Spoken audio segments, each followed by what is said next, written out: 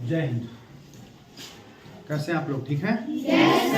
देखिए, जो प्रकाश चैप्टर है, इस चैप्टर में हम लोग देखेंगे कुछ चीजें हम लोग पढ़ चुके थे। साइन ये स्नेल्स लॉ पे आए थे, उस पे देख लेते हैं। ये अगर ट्रायंगल है, क्या है? त्रिभुज है, और ये क्या होगा? उसका लंब होगा, नीचे आधार होता है जो फाउंडेशन होता है, और ये कर्ण होता है, इसको हिंदी में कर्ण बोलते हैं। इसको नाम दे दो, ए बी सी, कुछ भी नाम दे दो। अब देखिए, इसमें साइन थीटा क्या होता है? अगर ये एंगल थीटा है तो sine theta is equal to लंब बटे कर्ण। बहुत बढ़िया। उसके बाद कॉस थीटा क्या होता है? आधार बटे कर्ण। ठीक है। और ऐसे ही tan थीटा होता है, tan थीटा होता है sine theta upon cos theta. तो साइन थीटा क्या है? लंब बटे कर्ण, और आधार बटे कर्ण है कॉस थीटा। तो ये दोनों कैंसल आउट हो जाएगा, तो लंब बटे आधार आपका आ जाएगा, ये आएगा tan थीटा। इतनी बात समझ में आई है? ये ऐसे 6 होते हैं, 3 तो हम लोगों ने देख लिया। ये आप लोग चाहे तो नोट कर लीजिए, मैं आगे का आगे का आपको बताता हूँ। अब कुछ नहीं करना है। Sine theta, cos theta, tan theta, cot theta. Cot theta होता है जो, ये कॉट थीटा tan का उल्टा होता है। तो tan का उल्टा क्या हो गया? आधार बटे लंब हो गया। ठीक है, आधार बटे लंब हो जाएगा। जो आधार है बटे लंब हो जाएगा।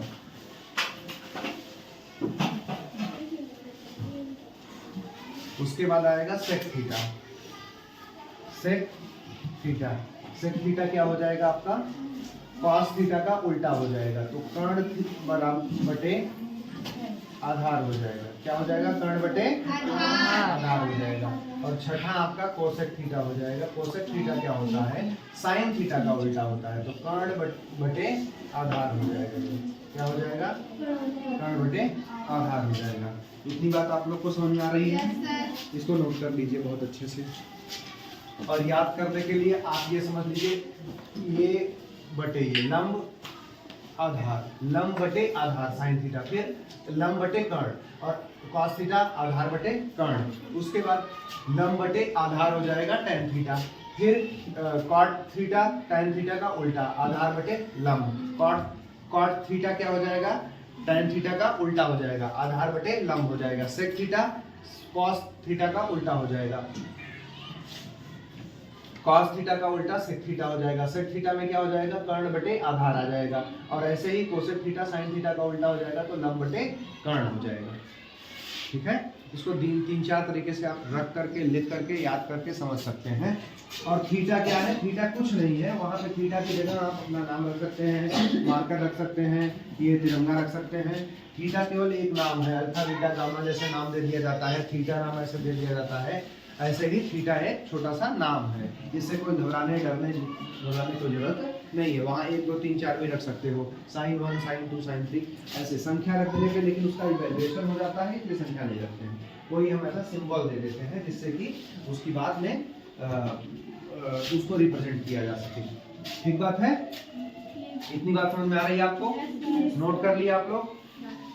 अब देखिए, कॉट थीटा को हम इस तरीके से भी लिख सकते हैं कि cos theta upon sine theta.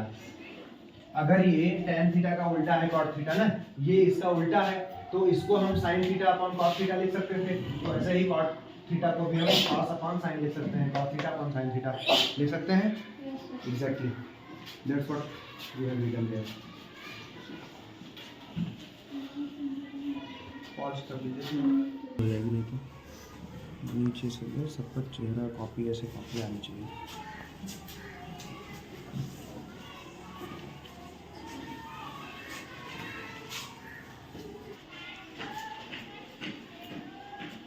की दूरी लाखों करोड़ों किलोमीटर है, तो कभी शांत रहता है, कभी नहीं रहता है। सदैव कुछ कहीं ठंडी हवा, कहीं गर्म हवा चलती रहती है। इससे क्या होता है कि अपवर्तनांक इसका बदलता रहता है। और उस अपवर्तनांक बदलने में कभी टिम टिम टिम करता हो, कहीं ज़्यादा रोशनी पड़ती कभी कम, तो कम पड़ गई तो हमको लगता है कि बंद हो गया, ज़्यादा हो गई तो टिमटिमाना, जैसे बार बार कम ज़्यादा होगा टिमटिमाना होता है ना। बार बार रोशनी का कम तेज होना तो वही तो टिमटिमाना होता है, बस उसी को टिमटिमाना हम कहते हैं। प्रिज्म द्वारा अपवर्तनांक, कांच के प्रिज्म द्वारा श्वेत प्रकाश का विक्षेपण, dispersion of white light through a glass prism. अब एक ग्लास का प्रिज्म लेंगे, ग्लास का मतलब यहाँ पानी पीने वाला ग्लास नहीं है, ग्लास का मतलब होता है, अरे बेटा ग्लास का मतलब पानी पीने वाला ग्लास नहीं है, ग्लास का मतलब है ग्लास लेंस वाला जो व्हाइट लाइट को डिस्पर्स करे। अगर यहाँ पे ये वाला जो एक्सपेरिमेंट है ये न्यूटन साहब ने किया था, एक ऐसा ले लिए हम ग्लास प्रिज्म और यहाँ पे व्हाइट लाइट, व्हाइट लाइट का मतलब होता है सफेद। दुनिया में कलर कितने हैं, रंग कितने हैं, इनके बारे में आपको जानकारी प्राप्त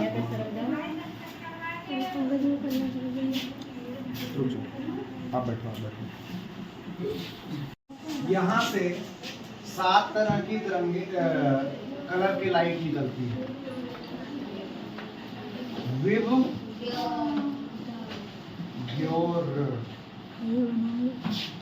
violet, indigo, blue, green, yellow, orange, red. ठीक है, समझ में आई बात इतनी? तो ये कैसे पर्दे पे निकलती हैं?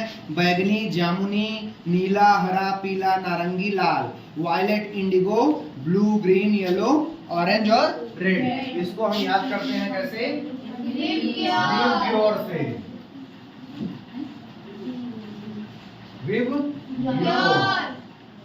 विबग्योर, जो भी लिख करके याद करना हो आपको, प्रोनाउंसिएशन भी मैंने हिंदी में लिख दिया है। प्रिज्म से गुजरने के पश्चात श्वेत प्रकाश जो व्हाइट लाइट होती है उसका कॉन्स्टिट्यूएंट्स कलर्स में विभाजित हो जाती है और वो विक्षेपण कहलाता है। पर्दे पर ये 7 स्पेक्ट्रम वर्णक्रम बनाते हैं, लाल, ऑरेंज,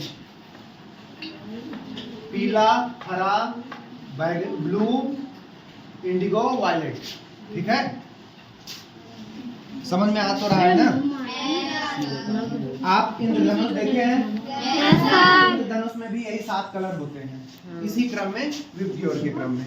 ठीक है, वो जैसे कि एक बात और इंद्रधनुष में समझ लो, प्रायः वर्षा के बाद दिखाई देता है। ठीक है, क्योंकि एक बारिश के बाद जो डस्ट पार्टिकल्स होते हैं वो सेटल डाउन हो जाते हैं।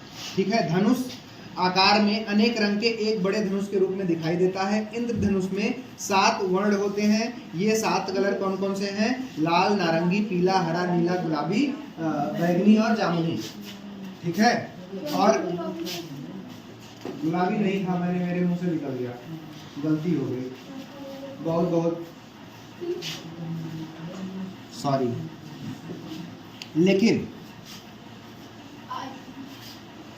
एक बात नोटिस करिएगा, कभी दोपहर के 12 बजे ये नहीं दिखाई देगा इंद्रधनुष, या तो सुबह दिन में दिखाई देगा या तो रात में, क्योंकि दोपहर को 12 बजे सूर्य की किरणें सीधे समान रूप से पड़ती हैं, इसलिए 12 बजे नहीं दिखाई देता।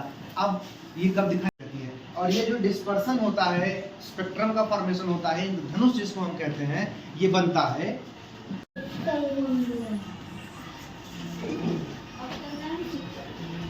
अवतल लेंस और उत्तल लेंस। इसको कनकैव लेंस बोलते हैं,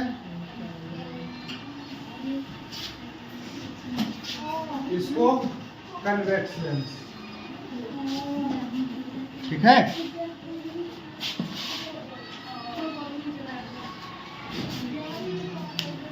उत्तल लेंस और अवतल लेंस। अवतल लेंस की डिजाइन या उसका कैसा होता है, वो ऐसा होता है। अवतल लेंस ऐसा होता है। एक दिन हमने आप लोग को ये बताया था कि ऐसे हाथ जोड़ोगे तो क्या होगा? उत्तल लेंस। ऐसे करोगे तो अवतल लेंस। ये स्मूथ सरफेस है, ये रफ सरफेस है, अवतल उत्तल, ठीक है। बात समझ में आ रही है? उत्तल लेंस, अवतल लेंस, उत्तल लेंस, अवतल लेंस, समझ में आ रही है?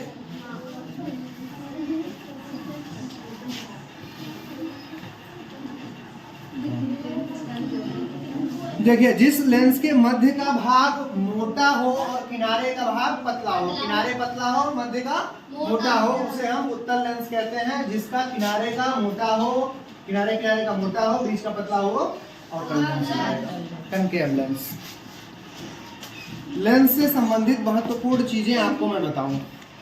अगर आप देखें ध्यान से तो एक गोला यहाँ बन सकता है सर्कल, एक सर्कल यहाँ बन सकता है, इसके इस हिस्से से एक सर्कल यहाँ बन सकता है और इसके इस हिस्से से एक सर्कल यहाँ बन सकता है। दो सर्कल, लेंस तो गोलाकार में होता है। कोई भी लेंस आप लोग चश्मा बनवाने गए होंगे तो देखा होगा। अब उसमें से क्या होता है,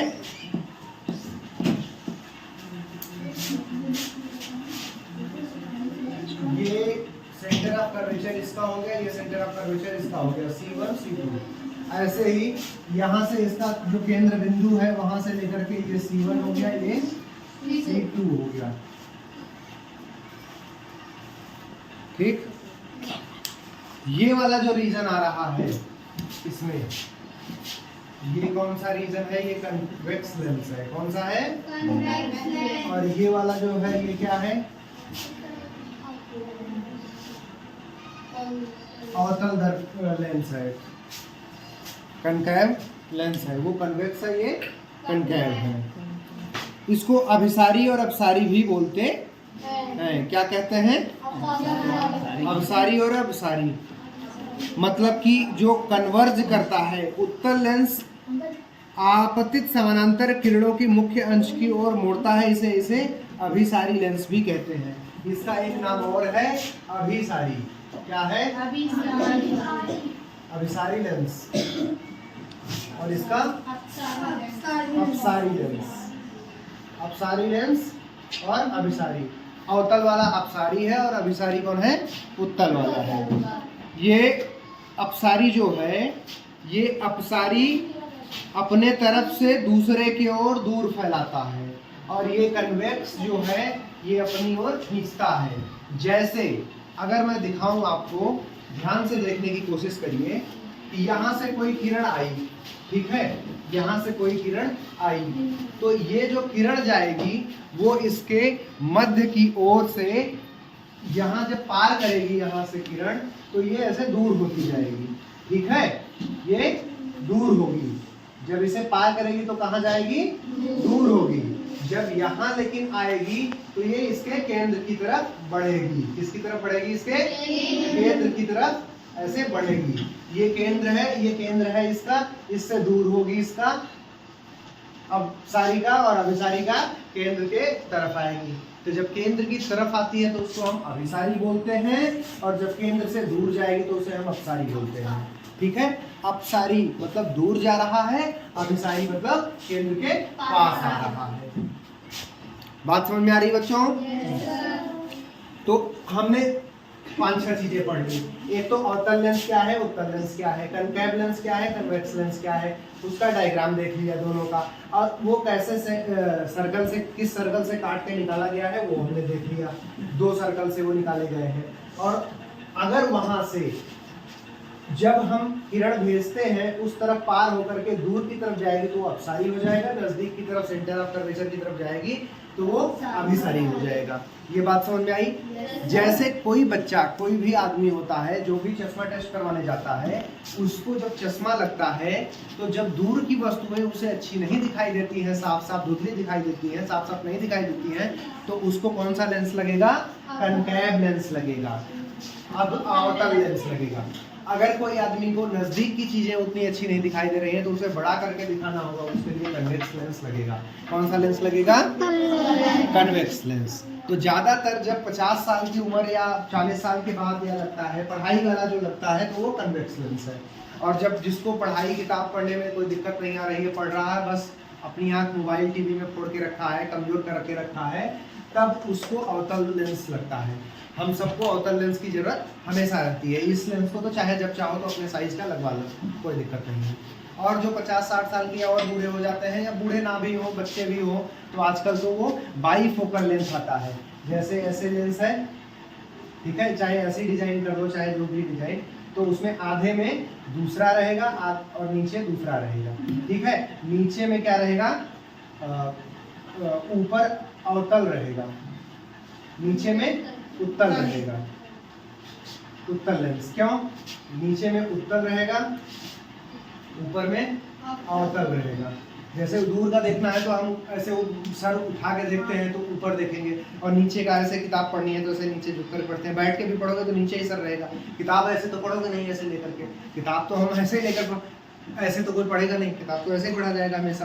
तो इसलिए जो उसका नीचे वाला होता है वो उत्तल रहता है, और जो ऊपर वाला रहता है वो अवतल। इसीलिए कोई चश्मा अपना लाओ दिखाओ।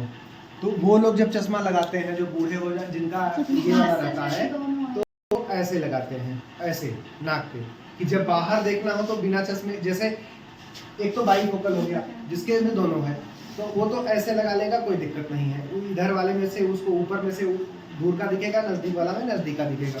अगर किसी के पास ऐसा चश्मा है जिसमें प्योर रीडिंग वाला बनवाया है, तो फिर वो चश्मा अपना ऐसे लगवाएगा। आपने जजों को देखा होगा, या बहुत बड़े बड़े काश्तकारों को देखा होगा, तो वो सब ऐसे लगा के रखते हैं। वो उनको किताब पढ़ने में केवल ऐसे होता है, तो वो ऐसे करते हैं। आपके घर से कॉल आ रहा है, कोई बात नहीं, अनुज तो सर बैठ जाओ। तो ये बात समझ में आई, प्रैक्टिकल जीवन की बहुत ही नायाब चीज बताया, समझ में आया, रिलेट कर पाए सब लोग, कोई दिक्कत, बहुत बढ़िया। नहीं, आपकी शांति बता रही कि आपको बहुत मजा आ रहा है।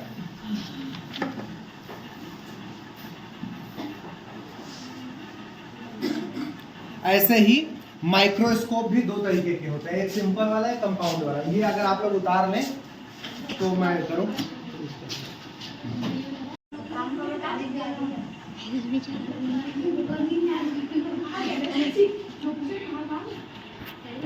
आपको मैं लेंस के बारे में बातचीत हो गई है।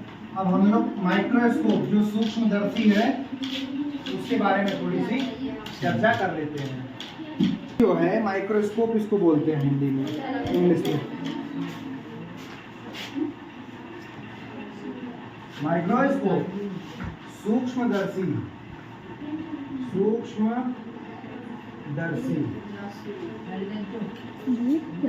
ये दो तरीके का होता है, एक तो सिंपल वाला होता है जो अपने पास है, एक तो कॉम्प्लेक्स। सिंपल हम लोग चीजों को देख लेते हैं, जैसे अनियन का पील है, तो मतलब ओनियन मतलब प्याज का छिलका अगर देखोगे उसमें तो कैसे दिखाई देता है, पता है? प्याज के ऊपर एक फाइन लेयर होती है, उसको माइक्रोस्कोप में देखो, मैं देखा था तो मैं अपना अनुभव बता रहा हूँ। उसमें ऐसे ऐसे स्ट्रक्चर होते हैं, ऐसे ऐसे लाइनें खींची होती हैं, ठीक है, और ऐसे ऐसे ये ऐसे ऐसे ब्रिक की तरह बना होता है, ठीक है, ऐसे ऐसे बना होता है।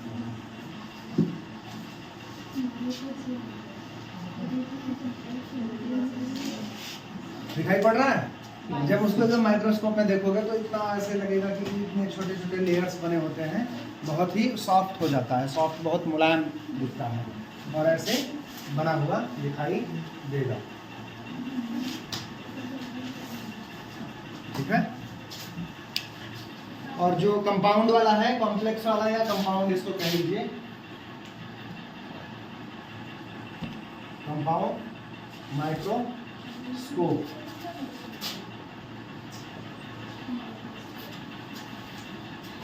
माइक्रोस्कोप का काम क्या होता है? सूक्ष्मदर्शी। सूक्ष्म का मतलब होता है, सूक्ष्म मतलब छोटा, दर्शी मतलब देखने वाला। छोटी चीजों को देखने वाले को सूक्ष्मदर्शी कहते हैं। छोटे चीज को देखने वाले को सूक्ष्मदर्शी कहते हैं।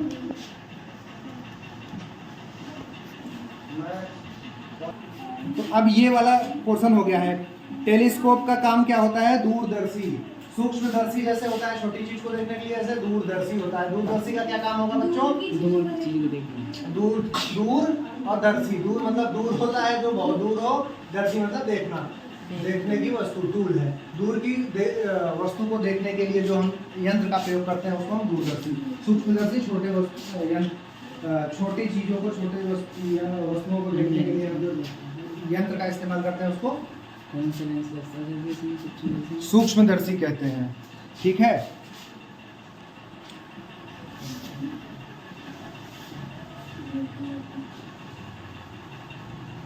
इसमें एक तरीके का होता है आवर्धक लेंस। कौन सा लेंस होता है? आवर्धक लेंस। वो लेंस लगा होता है, आवर्धक लेंस लगा होता है।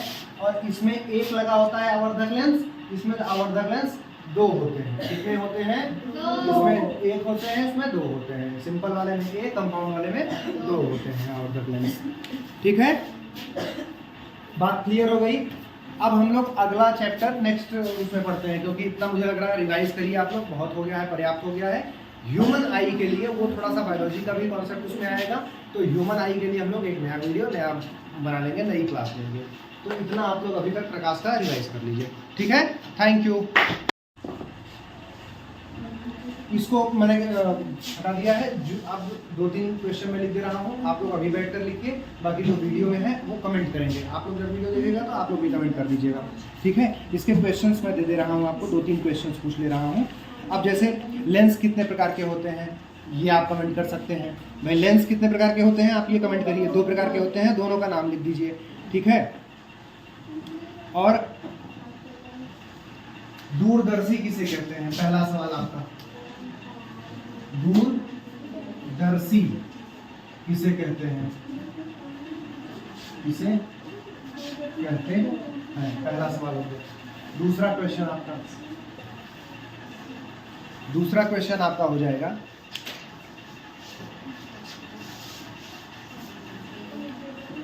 सूक्ष्मदर्शी किसे कहते हैं?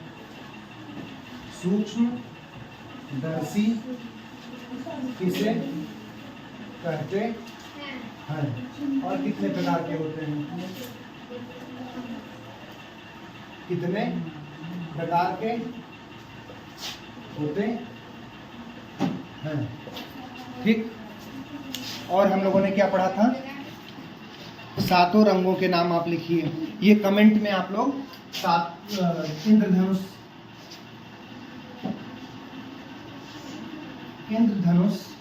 के 7 रंगों के नाम क्रमशः लिखें।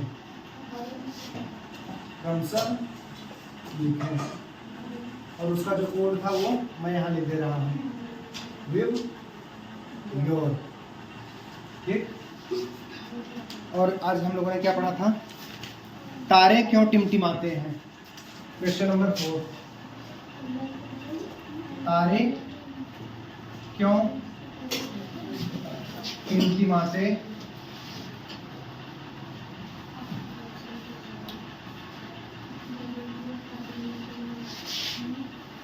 हैं या हमें टिमटिमाते हुए क्यों दिखाई देते हैं? फिर 5वां आप लोग लिखिए, साइन थीटा बराबर कॉस थीटा बराबर टैन थीटा बराबर कॉट थीटा बराबर सेक थीटा बराबर कोसेक थीटा बराबर, सारा लिखिए। और ऐसे त्रिभुज वो ट्रायंगल बना करके आप बताइएगा त्रिभुज जिसको हिंदी में कहते हैं। ऐसे ये थीटा एंगल है, ए बी सी, ये लंब है, या आधार है, ये कर्ण है, ऐसे। ठीक है, बाकी आप लोग कमेंट में करिए कि इंद्रधनुष के 7 रंगों के नाम लिख दीजिए। और आप लिख सकते हैं सूक्ष्मदर्शी कितने प्रकार के होते हैं। 2-3 सवालों के जवाब आप जरूर कमेंट करके दीजिए। Bye, thank you.